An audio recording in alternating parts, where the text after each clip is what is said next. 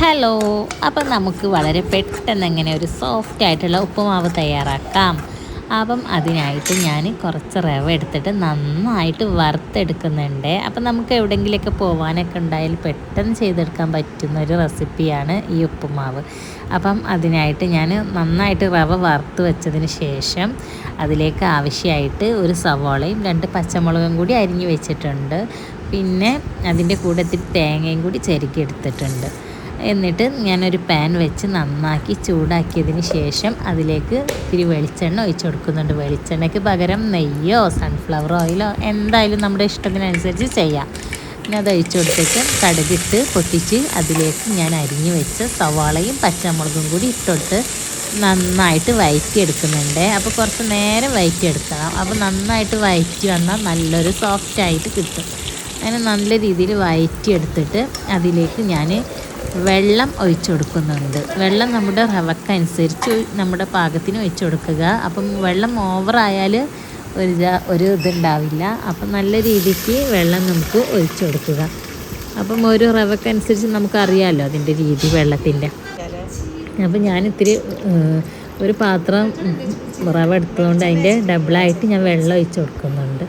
ഞാനത് നന്നായിട്ട് വെള്ളമൊക്കെ ഒഴിച്ച് നമ്മൾ പാകത്തിന് ഉപ്പും കൂടി ഇട്ട് കൊടുത്തിട്ട് നന്നായിട്ട് മൂടി വെച്ച് കുറച്ച് നേരം തിളപ്പിച്ചെടുക്കുക. തിളപ്പിച്ചെടുത്തതിന് ശേഷം ഞാൻ അതിലേക്ക് നമ്മൾ ചിരകി വെച്ച തേങ്ങ അതിലേക്ക് ഇട്ട് കൊടുക്കുകയാണ്. അപ്പോൾ തേങ്ങ ഉപ്പുമാവിലിട്ടുണ്ടാക്കിയാൽ നല്ലൊരു ടേസ്റ്റാണ് ഉപ്പുമാവിന്. അപ്പോൾ തേങ്ങ ഇട്ട് ഉപ്പുമാവ് ഉണ്ടാക്കിയാൽ നമുക്ക് കറിൻ്റെ ഒന്നും ആവശ്യമില്ല. നമുക്ക് വെറുതെ തന്നെ തിന്നാനായിട്ട് നല്ലൊരു ടേസ്റ്റ് കിട്ടും. അപ്പം ഈ രീതിയിൽ നിങ്ങളും ഒന്ന് ട്രൈ ചെയ്ത് നോക്കണേ.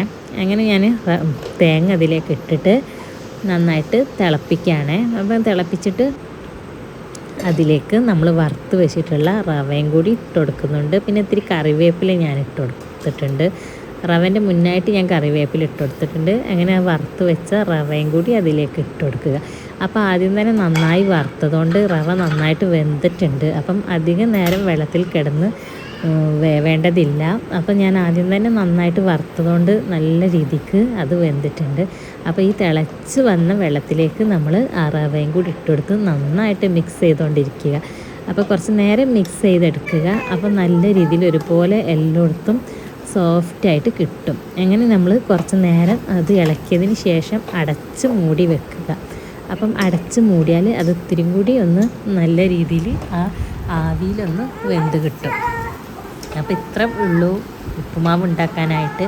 അപ്പം എല്ലാവർക്കും അറിയുന്നതായിരിക്കും, എന്നാലും അറിയാത്തവരായിട്ട് ആരെങ്കിലും ഉണ്ടെങ്കിൽ യൂസ്ഫുള്ളാവല്ലോ എന്ന് വിചാരിച്ചു. അപ്പം എൻ്റെ വീഡിയോ ഇഷ്ടമായ ലൈക്ക് ചെയ്യുക, ഷെയർ ചെയ്യുക, സബ്സ്ക്രൈബ് ചെയ്ത് സപ്പോർട്ട് ചെയ്യുക. ഓക്കേ.